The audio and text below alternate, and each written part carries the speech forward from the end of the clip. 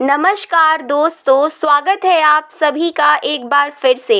सावन का महीना समाप्त होने से पहले खा लेना ये एक चीज़ पूरे साल आपके ऊपर महादेव की कृपा बरसेगी।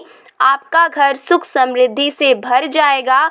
महादेव कर देंगे हर मनसा पूरी। दोस्तों, सावन का महीना 31 अगस्त को समाप्त हो जाएगा। सावन समाप्त होने से एक दिन पहले रक्षाबंधन का पर्व मनाया जाएगा। तो सावन समाप्त होने से पहले एक चीज़ अवश्य खा लेना। और अगर आप कांवड़ यात्रा पर जाने वाले हैं तो घर से एक चीज़ ज़रूर खा कर निकलें। भोले बाबा आपके सभी बिगड़े काम पूरे कर देंगे। आपकी यात्रा मंगलकारी हो जाएगी। शास्त्रों में कहा गया है कि सावन में जो व्यक्ति एक चीज़ नहीं खाता उसके घर में सदैव गरीबी का वास हो जाता है। इसीलिए सावन का पवित्र महीना समाप्त होने से पहले एक चीज़ ज़रूर खा लेना।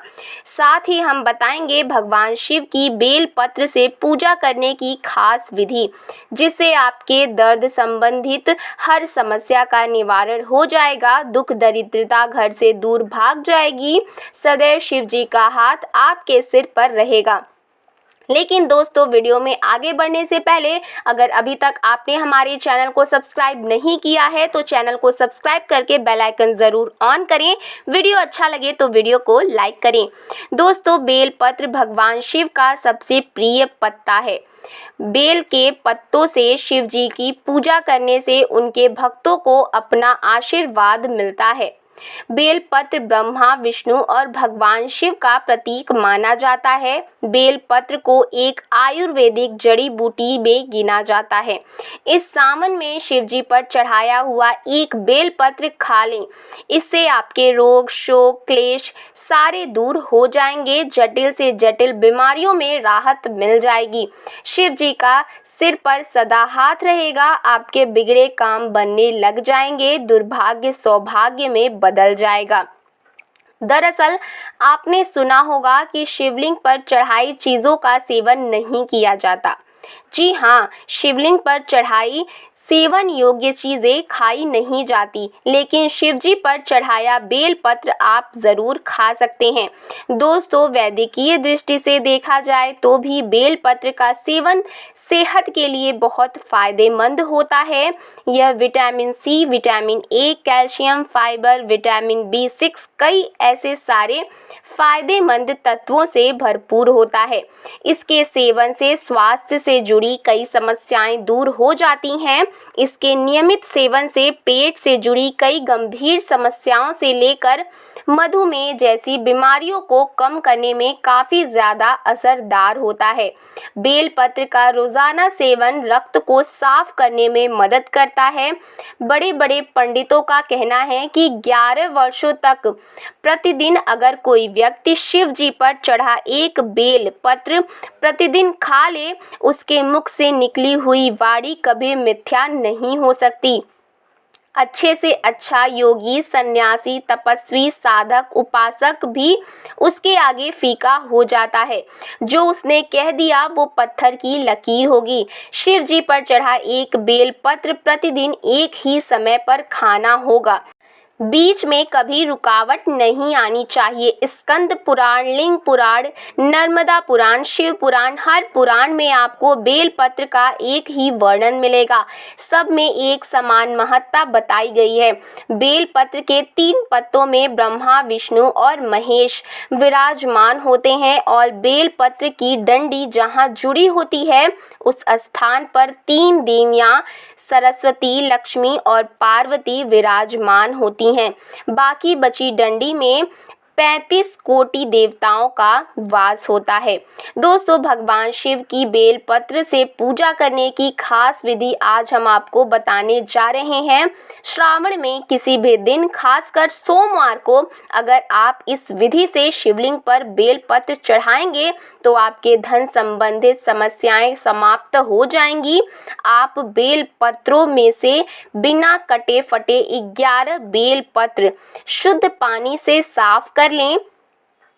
एक कटोरी में गाय का कच्चा दूध लें, उसमें स्वच्छ बेल पत्र डाल दें। नित्य की तरह शिवलिंग की पूजा करें, फिर दूध की कटोरी से बेल पत्र निकाल कर उन्हें गंगा जल से स्वच्छ कर लें और हरे पत्ते पर चंदन से ओम अंकित करें और इत्र छिड़क कर शिवलिंग पर ओम नमः शिवाय मंत्र का जाप करते हुए सभी बेल पत्र चढ़ा दें। इसके 1 हफ्ते बाद आपको इसके शुभ परिणाम मिलने शुरू हो जाएंगे। आप चाहे तो बेल पत्र की माला भी इस विधि से शिवलिंग पर चढ़ा सकते हैं। आपकी धन संबंधित सारी मुश्किलें इससे हल हो जाएंगी। व्यापार कारोबार में बरकत आएगी या धन आगमन के नए मार्ग खुलने लगेंगे। तुलसी का पत्ता खाना भी अत्यंत लाभकारी माना गया है। नियमित रूप से सुबह के समय तुलसी का पत्ता खाने से बड़ी तीर्थ यात्रा के समान पुण्य की प्राप्ति होती है। ये स्वास्थ्य लाभ भी दिलाता है। बारिश के मौसम में रोजाना तुलसी के 5 पत्ते खाने से मौसमी बुखार या जुकाम जैसी समस्या दूर रहती है। तुलसी की कुछ पत्तियों को चबाने से मुंह का संक्रमण दूर हो जाता है, मुंह के छाले दूर हो जाते हैं और दांत भी स्वस्थ रहते हैं।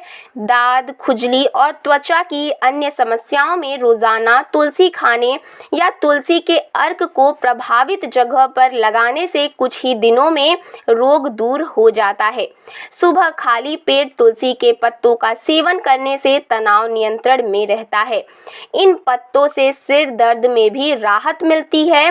तुलसी की खुशबू से कई खतरनाक जीव जंतु अपने आप मर जाते हैं या उस स्थान से दूर रहते हैं।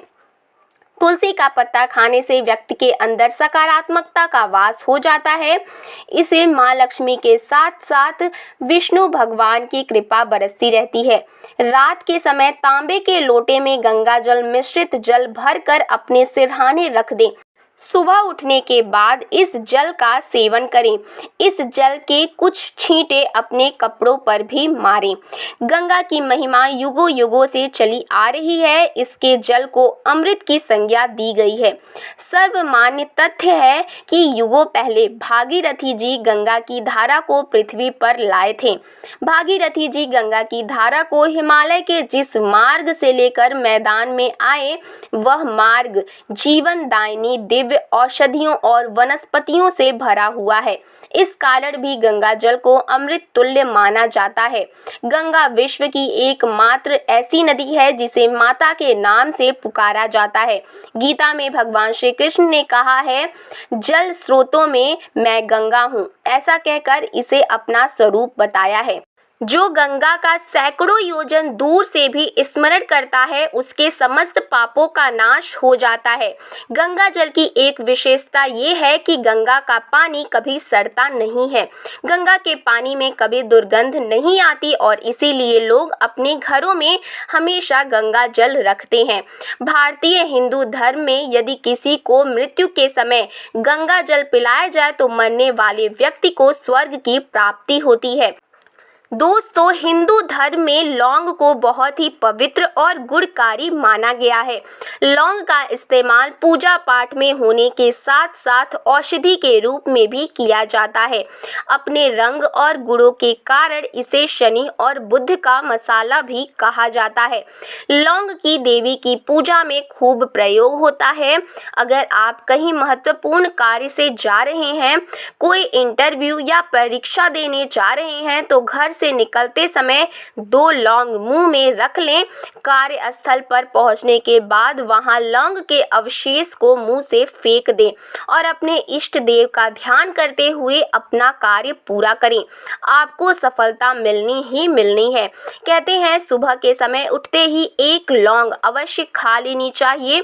इसे चबाना नहीं है, पानी के साथ निगल लें। इससे 9 देवियों की कृपा प्राप्त होती है। माँ लक्ष्मी धन धान्य से भंडार भर देती है। दोस्तों, भारतीय संस्कृति की कुछ प्रथाएं बहुत ही प्यारी है। उनमें से एक है दही शक्कर खिलाने की प्रथा। ठंडक पहुंचाने वाली दही और मीठे शक्कर से क्या अभिप्राय है? असल में इस प्रथा के पीछे एक बहुत ही ठोस वैज्ञानिक कारण है। दही शीतलक पदार्थ है और पाचन शक्ति को बढ़ाती है, और शक्कर जिसमें ग्लूकोज है तुरंत ही शक्ति देने वाला काम करता है, जिसका अर्थ है कि कठिन परिस्थितियों का सामना करने के लिए शरीर को ठंडा और ऊर्जावान बनाए रखने में ये मिश्रण सहायता करता है। इसे खाने पर इंसान किसी भी प्रकार के कार्य करने के लिए तैयार हो जाता है। अब इस मिश्रण में अगर एक माता पिता के रूप में या पति पत्नी के रूप में या भाई बहन के रूप में, दादी दादा के रूप में आप बच्चों या बड़ों को दुआएं, सकारात्मक पुष्टि और प्रोत्साहन देने वाले शब्दों को मिला दें तो सोने पर सुहागा हो जाएगा।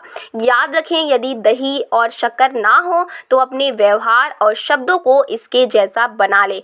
तो दोस्तों, आपको ये वीडियो कैसा लगा, आपको ये जानकारी कैसी लगी, हमें कमेंट बॉक्स में ज़रूर बताएं और चैनल को ज़रूर सब्सक्राइब करें। धन्यवाद।